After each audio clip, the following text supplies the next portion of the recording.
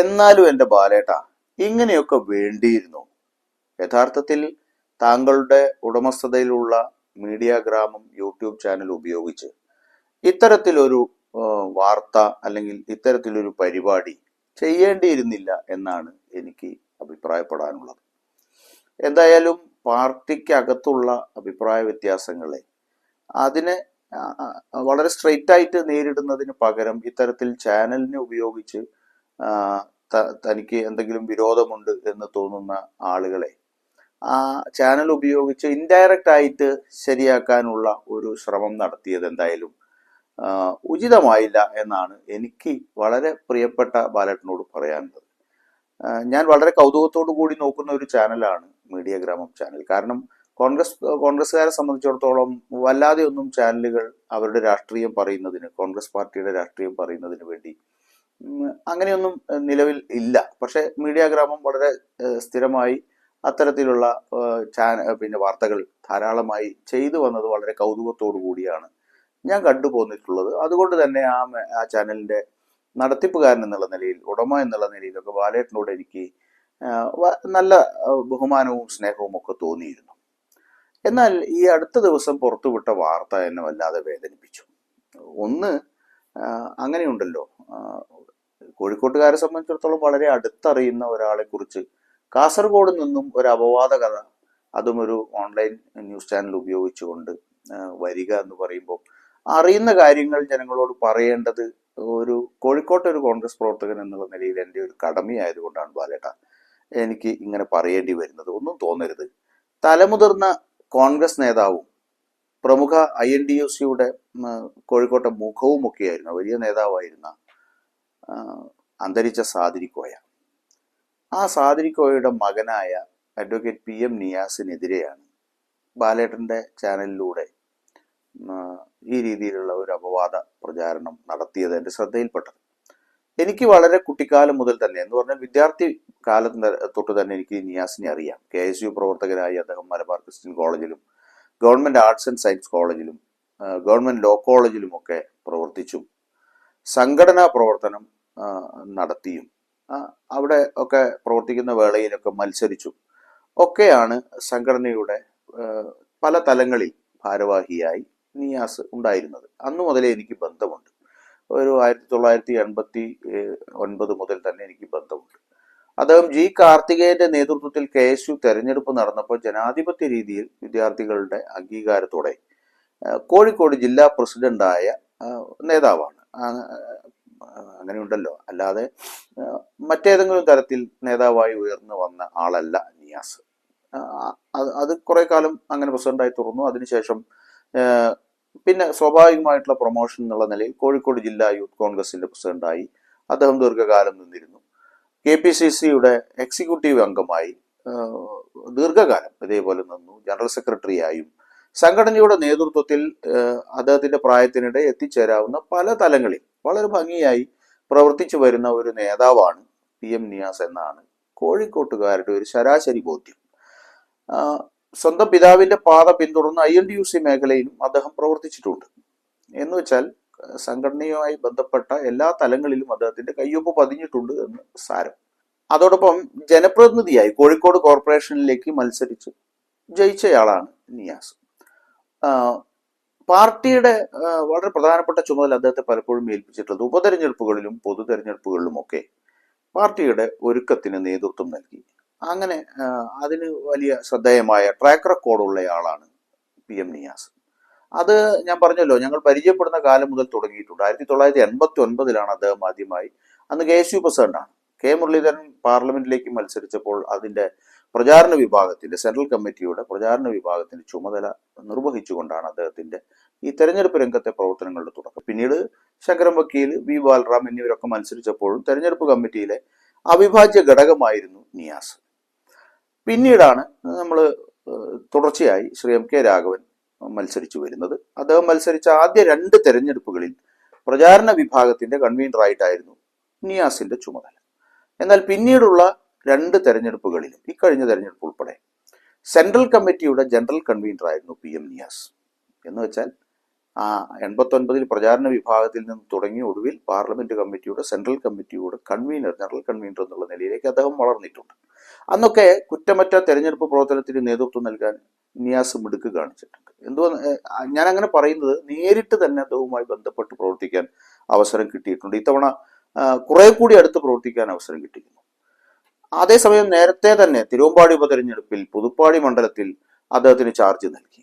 അന്ന് അദ്ദേഹത്തിന് കൊടുത്ത ടാർഗറ്റ് 500 വോട്ടായിരുന്നു. ആ ലീഡ് ഉണ്ടാക്കണം എന്നായിരുന്നു. പക്ഷേ ആ തെരഞ്ഞെടുപ്പിൽ അന്ന് ഓർക്കണം, DAC ഉൾപ്പെടെ പുറത്തുനിന്ന് മത്സരിച്ച തെരഞ്ഞെടുപ്പാണ്. 770 ഭൂരിപക്ഷമാണ് പുതുപ്പാടിയിൽ PM നിയാസ് അന്ന് UDF നേടിക്കൊടുത്തത്. സ്വന്തം പിതാവും സഹോദരങ്ങളും K കരുണാകരനോടൊപ്പം പാർട്ടി വിട്ടപ്പോഴും പാർട്ടിയുടെ കൂടെ നിന്ന പാരമ്പര്യമുള്ള നേതാവാണ് PM നിയാസ് എന്നത് എടുത്തു പറയേണ്ടതാണ്.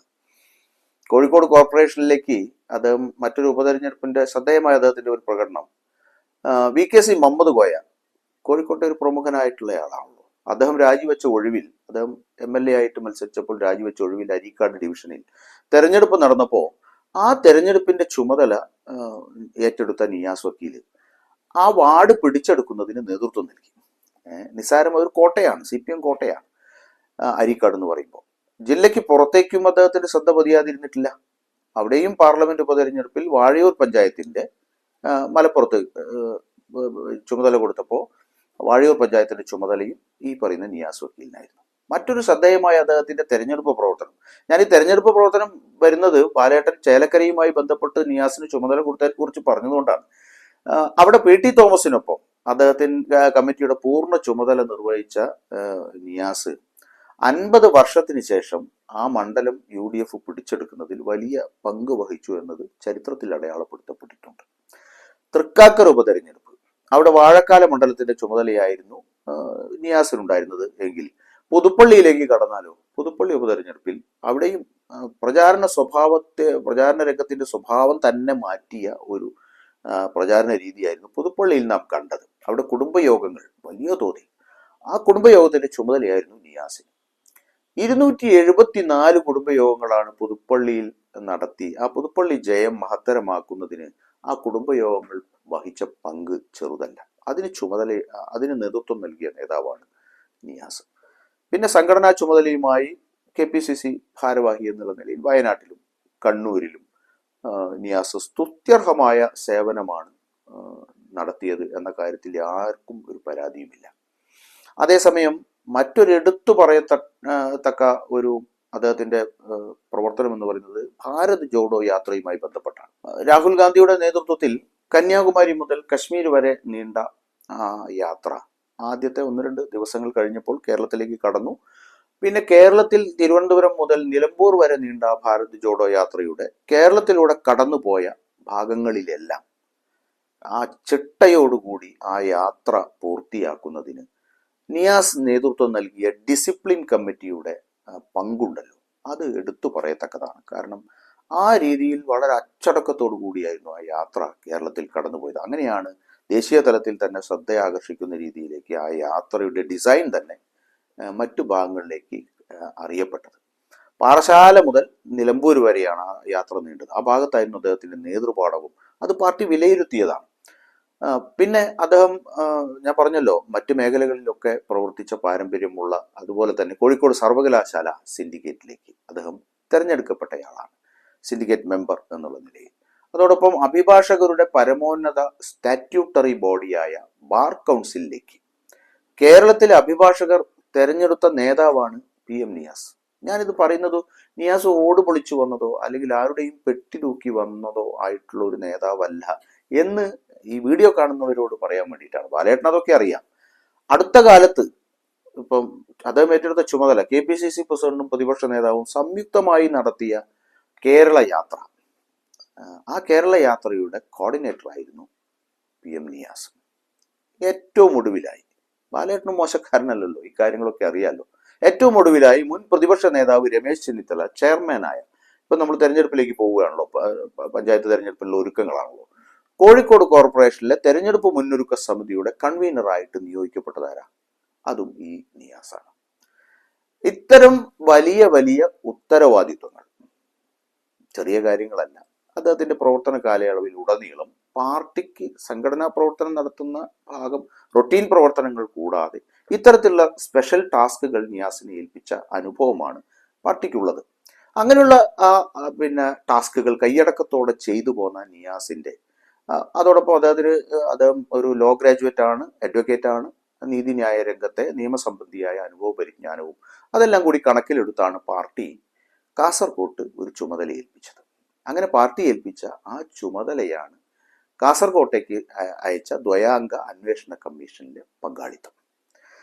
കേരളത്തെ നടുക്കിയ, കേരളത്തിലെ സംഘടനാ പ്രവർത്തകരുടെ ആകെ ഇടനെഞ്ച് വേദനിച്ച കൃപേഷ് ശരത്ലാൽ ഇരട്ട കൊലക്കേസ് പ്രതികളെ അങ്ങ് സഹായിച്ചെന്നും പാർലമെന്റ് തെരഞ്ഞെടുപ്പിൽ രാജ്മോഹൻ ഉണ്ണിത്താനെ പാർട്ടിയുടെ കാൻഡിഡേറ്റിനെ, മുന്നണിയുടെ കാൻഡിഡേറ്റിനെ പരാജയപ്പെടുത്താൻ ശ്രമിച്ചുവെന്നും ചൂണ്ടിക്കാട്ടി താങ്കൾക്കെതിരെ, ബാലേട്ടനെതിരെ, KPCC സെക്രട്ടറിയായ ബാലകൃഷ്ണൻ പെരിയ എന്ന ബാലേട്ടനെതിരെ ചിലർ പരാതിപ്പെട്ടു, പരാതി അയച്ചു. ഗുരുതരമായ ആരോപണങ്ങളാണ് അതിൽ ഉയർത്തിയത്. അങ്ങനെ ഉയർന്നു വന്ന പരാതി അന്വേഷിക്കാനാണ് PM നിയാസിനെയും രാഷ്ട്രീയകാര്യ സമിതി അംഗമായ N സുബ്രഹ്മണ്യനെയും പാർട്ടി ചുമതലപ്പെടുത്തിയത്. ആ ചുമതല അതുമായി അവിടെ ചെന്ന് തങ്ങളുടെ പ്രദേശത്ത് വന്ന് കാസർകോട്ടെ കോൺഗ്രസ് പ്രവർത്തകരുമായി വിശദമായി നടത്തിയ തെളിവെടുപ്പ്, അങ്ങനെ തെളിവെടുപ്പ് നടത്തി തയ്യാറാക്കിയ സത്യസന്ധമായ റിപ്പോർട്ട് KPCCക്ക് നിയാസും N സുബ്രഹ്മണ്യനും സമർപ്പിച്ചു. ഈ NSനെയും എനിക്ക് വളരെ അടുത്തറിയാം, വർഷങ്ങളായി, ഏതാണ്ട് നിയാസിനെ അടുത്തറിയുന്ന അതേ കാലഘട്ടം മുതൽ.